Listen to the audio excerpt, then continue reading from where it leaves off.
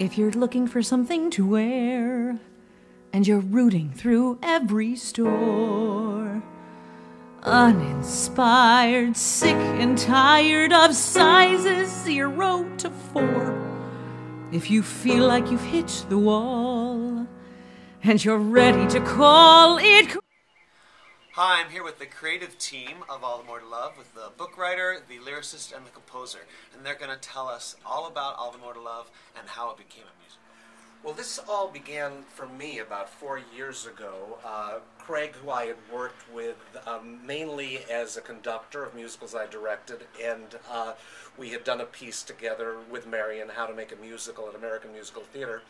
He had come over to dinner and told me about this fascinating evening he had had with this woman who owned this store, All the More to Love. And he said it's a store for plus-size women and cross-dressers, and it's going to be my next musical, and I want you to write the book. And my first thought was, how do I connect to plus-size women and cross-dressers? But I thought, if Craig has asked me to do something, I'm certainly not going to say no.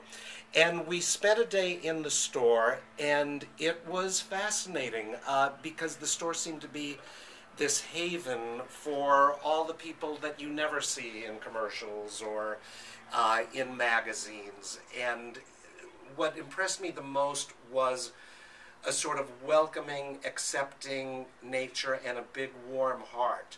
So they had a lot of stories to tell us. And I jotted all those down and sent them to Marion Adler, who was writing the lyrics for the show, and just said, this is pretty much everything I got from there. We still didn't see how it was going to turn into a story, because at the time it was still just a store. But as it developed, we realized there were common threads in terms of attitudes about appearance, acceptance, feelings about one's body image and acceptance of that versus what the media tells us we should look like, and that's sort of how it all began. But when I first started working on All the More to Love, well, the first time it started, the first moment of inspiration was in the backyard at our place in Bay Street, and we were sitting in the hammock. Do you remember this? I don't, actually, but that's... Yeah, we were lying in a hammock, and Craig was telling me about this incredible experience he'd had meeting this wonderful woman who ran this store. And right away I understood exactly what he was responding to. He was talking about a place that had created a community, and the community around this store had really grown up because it was about acceptance and delight in who you really are as opposed to who you're expected to be. And that struck such a chord with me. I thought, oh yes, this is exactly right. And the wonderful thing about it was the potential for variety. And I think that's really what we started to explore, was this idea that if we're going to look at this community, what's exciting about it is it's completely, every single person is an individual, and because of that they have an individual voice as a singer, but they also have an individual style.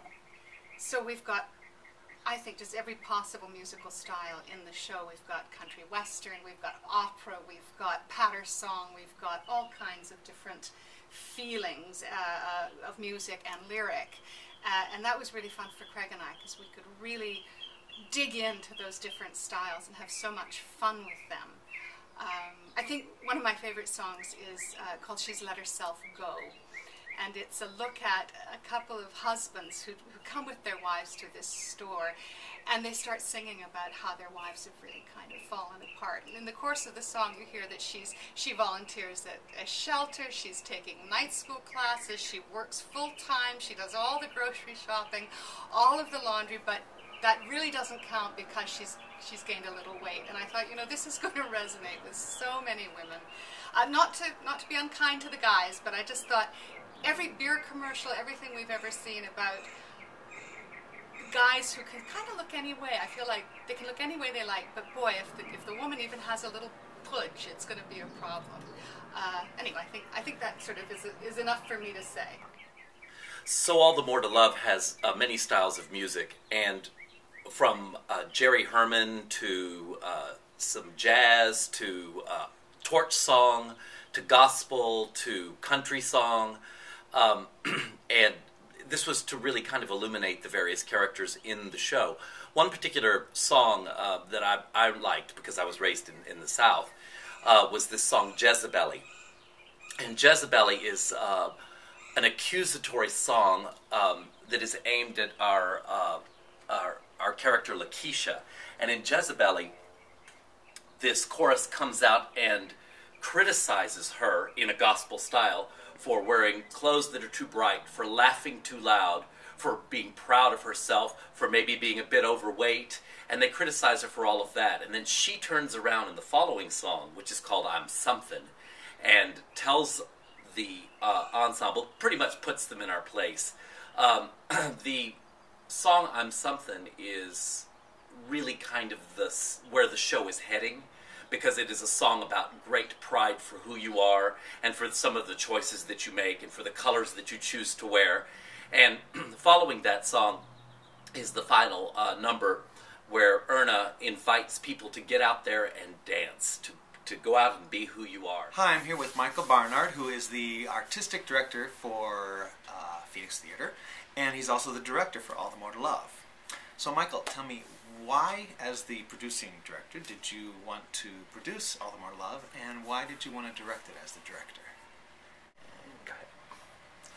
Well, I was attracted to All the More to Love from the first time that I sort of heard it in a workshop or in a reading, and I was intrigued by it because I think it has a lot to say about finding the beauty within each of us, and it was set in a very comical and unusual way. It sort of is a review with a book to it, and it has a lot to say about how people look at each other, how people feel about themselves, and it has a lot of humor, it has a lot of wit about it, and so I thought this would be a very intriguing piece, and it's a subject matter that isn't often explored.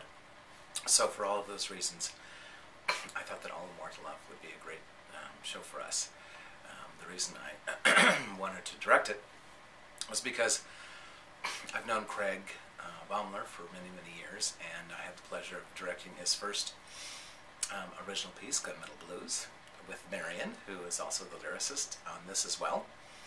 And I enjoy working on new work very much, and All the More to Love is our offering to our subscribers this year as far as a new work, world premiere.